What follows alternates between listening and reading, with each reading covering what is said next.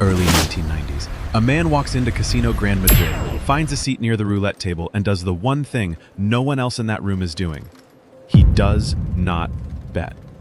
He watches the wheel spin. Red, black, a number. He writes it down in a small notebook. Then he waits, and he writes down the next one. And the next. He will do this for hours. He will do it for weeks. His children sit at other tables across the room, filling their own notebooks, and not one of them looks at the others. 37 pockets on the wheel, 30,000 spins in the notebooks, 6 people in one family, and on a single afternoon, 600,000 euros walk out the door in cash. The casino is built to be unbeatable. The math is a century old, and it always favors the house. Roulette is the purest game of chance ever invented. Nobody beats it for long. Hold on to 2 things. One table in that room is going to hand this family a fortune. And the weapon that breaks the casino is a machine the casino built itself. So how does a flamenco record producer beat a game designed to be unbeatable? Using nothing but a pen and a notebook, and then beat the casino a second time, in a courtroom, and walk out with the money. To understand the notebook, you have to understand the man holding it. His name is Gonzalo García-Pelayo. In the early 90s, he is in his 40s and he is not a gambler.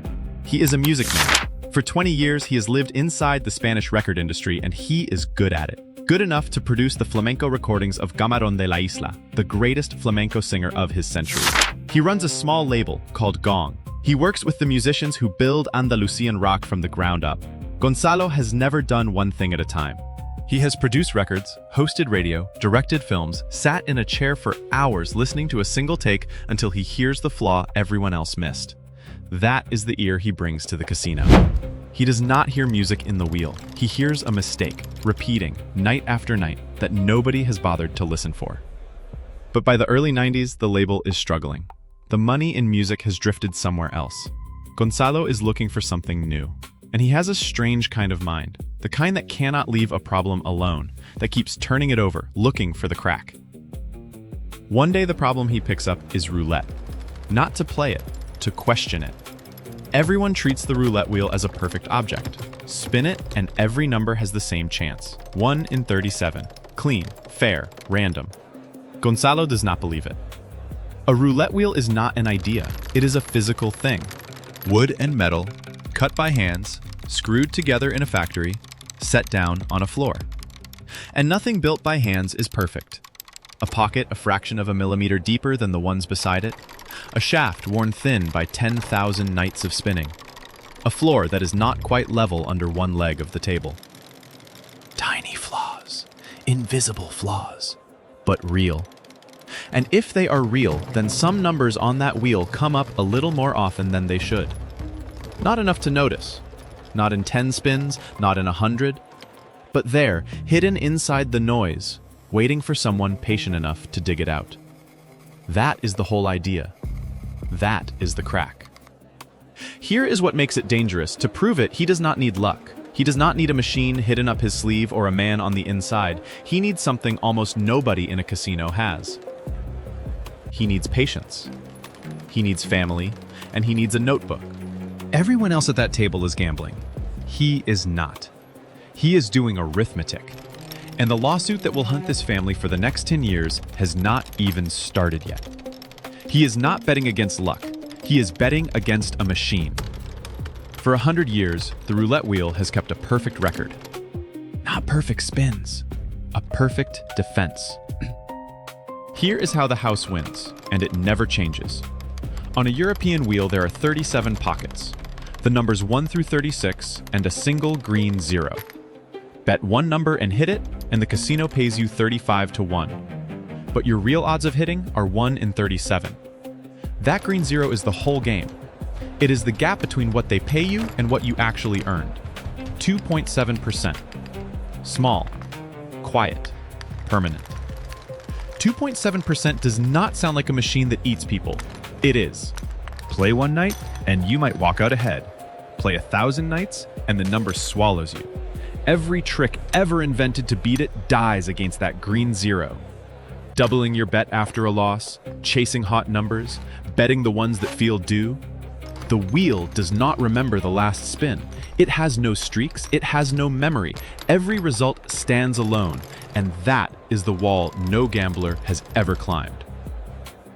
That is the theory, and the theory is airtight, and the casinos know it. Over the years, they have learned to fear the card counter at the blackjack table, the sharp who tracks the deck and tilts the odds. They train their staff to spot them. But roulette? Roulette is the one game they never worry about. There is nothing to count, nothing to track. Every spin wipes the slate clean. The very thing that makes roulette unbeatable is the thing that makes the casino stop paying attention. Their most offended game and their blindest spot are the same table. Now look at what the casino builds on top of it. Cameras in the ceiling, guards on the floor, dealers trained to watch your hands. Because for a century, the threat has always been the same. A marked card, a loaded die, a magnet, a gadget, a device slipped under the table. The whole fortress is built to catch a man who cheats the game. Gonzalo is not going to cheat the game. He is going to obey every rule in the building and still take their money. And there is no camera pointed at that. Because the casino makes one quiet assumption underneath all of it. The green zero, the payouts, the century of losers, the guards, the math, all of it rests on a single belief, that the wheel is truly random, that every pocket is exactly equal, that the machine sitting on the floor behaves the way the machine in the math does. The casino never checks the wheel. Why would it? The math has protected them for 100 years. They count the money, they rotate the dealers, they study the players. Nobody studies the wheel, because in the math, the wheel cannot lose. That is the mistake. That is the door left open. The odds are perfect. The wheel is not. It is wood and steel that wears, tilts, and settles. Every table on that floor is a slightly different machine. One favors a number by a whisper. Another leans on a floor a hair out of level. Each one carries its own fingerprint, and nobody in the building has ever thought to read it. So the house guards the front door with a century of mathematics, and Gonzalo walks quietly around the back. He is not looking at the numbers on the table. He is looking at the wheel underneath them. Reading a wheel's fingerprint sounds simple. It is brutal. Here is the problem. A bias number does not announce itself. On a fair wheel, every pocket should land once in 37 spins. On a flawed wheel, a favored number might land once in 30. That is an enormous edge. It is also nearly invisible because luck alone can make any number run hot for an hour, a night, longer. A number that is truly favored and a number that is only lucky look exactly the same in a small sample. So how many spins does it take to tell them apart? Thousands. To separate a real bias from ordinary luck, you need somewhere between 3,000 and 5,000 spins from one specific wheel. Not the casino floor in general, one wheel. And a busy roulette table turns about 80 spins an hour. Do the arithmetic Gonzalo does. 5,000 spins at 80 an hour is more than 60 hours of watching a single table. 60 hours of writing down one number after another. No betting, no stopping. Not once getting noticed. One man cannot do that. Not for one wheel, and certainly not for a dozen. So Gonzalo does the only thing that makes it possible. He turns his family into a machine. His eldest son, Ivan, joins first, then his daughter Vanessa, then the others. They work in shifts. One sits at a table for 2 hours, filling a notebook, then hands the wheel off to the next. They move through the casino like workers on a line. And by the time they are finished, they have written down more than 30,000 results by hand. At first, some of them think he has lost his mind. A record producer with no steady work, dragging his grown children into a casino to copy down numbers he swears mean something? There is no proof yet, just a father, a theory, and a growing stack of notebooks. Some nights they go home with nothing but sore hands and the quiet suspicion that the old man is chasing a ghost. The work is punishing in a way that never shows. There is no danger in it, no adrenaline, nothing to brag about later, just a chair, a pen, and a wheel that spins every 40 seconds for 8 hours. Your eyes burn, your hand cramps, the numbers smear together until you are mouthing them under your breath to keep from losing count. Around you, people are laughing, drinking, winning, losing, alive. You are working. 6 days a week, hour after hour, writing down a game you are not allowed to enjoy. Then the numbers go home. Gonzalo builds his own computer program to read them. Night after night, he feeds in the day's spins and lets the software hunt for the thing no human eye can catch. 30,000 results are noise to a person. To the program, the noise starts to bend. On some wheels, nothing. Fair, clean, leave them alone. But on others, a shape rises out of the numbers. A little cluster of pockets on one arc of the wheel, coming up again and again, a shade too often to be chance. The wheel has a fingerprint. And now, he can read it. And here is the part that flips the whole casino upside down. For every gambler in that room, time is the enemy. The longer they play, the more that green zero grinds them down. For this family, time is the weapon. Every hour at the table makes their picture of the wheel sharper and their edge more certain. The casino wants you to keep playing because it bleeds you slowly. The Pelayos want to keep watching because it feeds them. The longer they stay, the more they know. But knowing which numbers will fall is only half of it. Now they have to put real money on that table, in front of the same people paid to notice everything, and carry it back out without a single one of them realizing that a quiet family has read the casino's own machine better than the casino ever did. That is where it starts to get dangerous. The first bet is small on purpose. Ivan is the one who says it. If the system works, prove it with money you can afford to lose. So they start with a small stake, a couple of thousand, not a fortune, a test. And at first, the test goes badly. They lose about half of it in the early going. The doubt in the family gets louder. Maybe the old man is wrong after all. But Gonzalo does not flinch, because he understands something the losses cannot touch. A biased wheel does not pay you every spin. It pays you slowly, across hundreds of bets, the same patient way the house usually takes. The swings come first, the edge shows up later. You have to survive the swing to reach the profit. So they keep betting, and the wheel keeps turning. One table becomes the center of everything, table 17.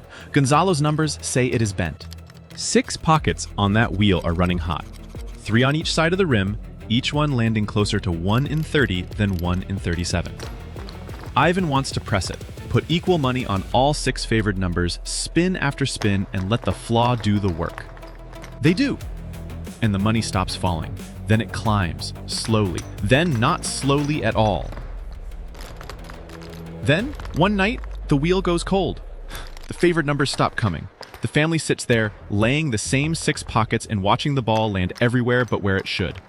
One session, then another. The winnings shrink. Somebody wants to stop, to pull the money off table 17 before the whole run gives it all back. This is the moment the theory is supposed to die. Gonzalo will not move. A cold streak is not the wheel healing itself. It is the same noise, the same variance, the thing that fooled every gambler before him. The bias is still there, buried in the arc of the rim, waiting. You do not chase it. You do not run from it. You hold your numbers and you let the hours do what the hours always do. Within days, the cold streak breaks. The favored numbers come home, and the family learns the hardest rule of the whole system. The wheel does not owe you a good night. It only owes you the long run. Here is what a stranger would see. Not a team, not a system, just a scattered handful of ordinary people at different tables, never speaking to one another. A middle-aged man here, a young woman there, another face across the room. None of them together. None of them obviously cleaning up. Each one quietly laying the same few numbers again and again on a wheel their father has already read. That is the trick hidden inside the trick. One player winning too much pulls every eye in the building. 6 players, winning a little, spread across the floor, strangers to each other, pull none. One table is only the beginning. Gonzalo already has other wheels mapped, other fingerprints written down in other notebooks. The family fans out across the floor, and before long, across other casinos in Madrid, each person carrying a short list of numbers for whichever table they sit down at. The operation is not loud, it is not reckless. It is a route, walked patiently, 6 days a week. The money doubles, and doubles again. That small stake becomes more than 100,000, and on their best single day at Casino Gran Madrid, the family walks out with 600,000 euros. The longer they stay, the more they win. Over one summer, the numbers in the notebooks turn into a fortune. They are not gambling anymore, they are collecting. Table by table, wheel by wheel, they are quietly draining a casino that still believes its game cannot be beaten. And that is the mistake that finally gets them noticed. You cannot take that much money out of a house without the house feeling the hole. Because money leaves a trail. Somewhere upstairs, a manager is staring at the numbers that matter to him, not the spins, the payouts. And on certain tables, the payouts are wrong. Not by a catastrophe, just enough. Week after week, the house is handing back a little more than the math allows, on the same wheels over and over. At first, they blame luck. Luck runs in streaks. Give it time and it corrects. That is what the math promises. But it does not correct. The losses keep circling back to the same tables. And when the manager starts watching those tables, he keeps seeing the same people. Not together, never together, but there, the middle-aged man, the young woman. Regulars who never drink much, never celebrate, never chase a loss, and never seem to have a bad night. So the manager does what the fortress was never built to do. He stops watching the players' hands, and he starts watching their habits. When they arrive, where they sit, which numbers they touch. And the more he watches, the less sense it makes. Gamblers ride waves. These people do not. They win a little, and they leave. That is not luck. Luck does not keep a schedule. And slowly, inside a building designed to catch cheaters, a strange and uncomfortable question takes shape. What if nobody here is cheating at all? What if this quiet family is simply beating the game exactly as it is written, and there is nothing in the rulebook that says they cannot? The casino cannot answer that question, so it stops asking it and starts fighting instead. If the family is reading the wheels, then change the wheels. Management orders the dealers to spin the ball faster and harder to scramble the rhythm.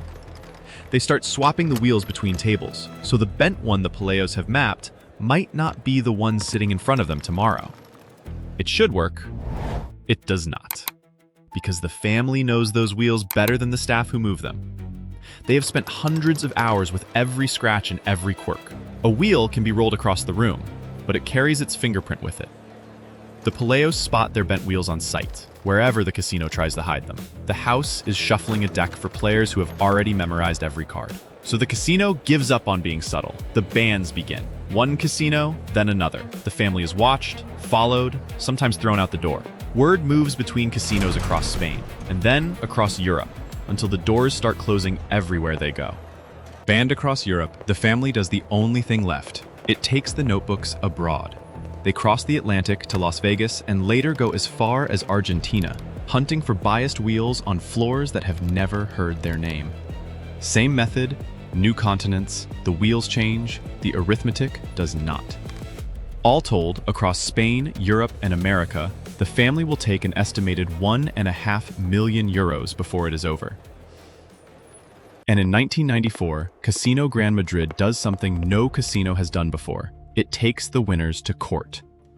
The charge is fraud.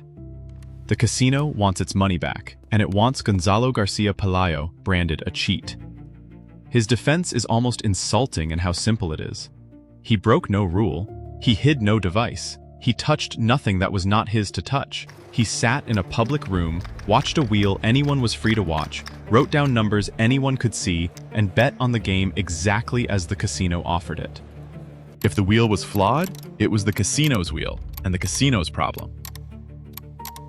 The first court agrees, no cheating, case dismissed. The casino appeals, and that appeal turns a gambling dispute into a decade. 10 years. The case grinds through the Spanish courts, and along the way, the family is made to lay out, step by step, the very mathematics they used. They explain their own system to the people trying to punish them for it. Then, in 2004, it ends. Spain's Supreme Court rules in favor of García-Pelayo. What he did was legal. The court calls it ingenuity and computer technique, nothing more. There is no fraud in noticing that a machine is broken. If the wheels were biased, the judges say, the casino should have kept them in order. The fault was never with the man who read the flaw. It was with the house that left the flaw there to be read. The casino sued a family for winning? And the highest court in the country told the casino it had no one to blame but itself. So a record producer with a notebook beats a game that cannot be beaten, and then beats the casino a second time in a court of law. But the story does not really end with the family. It ends with the wheel. Because the casinos were paying attention now. After Garcia-Pelayo, the industry finally does the one thing it never bothered to do before. It starts watching its own wheels. Today, casinos run constant computer analysis on their roulette tables, hunting for the faintest lean toward bias, pulling any wheel that drifts even slightly off true. They are using his method. The same statistics, the same patient search for the flaw, turned around and pointed at every player who walks through the door. The weapon that broke the house now guards it. Gonzalo went looking for a crack in a perfect machine, and he found it. And in finding it, he forced the machine to finally become the thing everyone always swore it already was. Fair. Which leaves one question hanging over the whole story. For 10 years, the casino called him a cheat. But he never broke a rule. He never hid a thing. He never did anything the house could not have done first. He simply looked harder at a machine the casino refused to check. So who was really running the unfair game? The man who read the flaw? Or the house that spent 100 years pretending it wasn't there?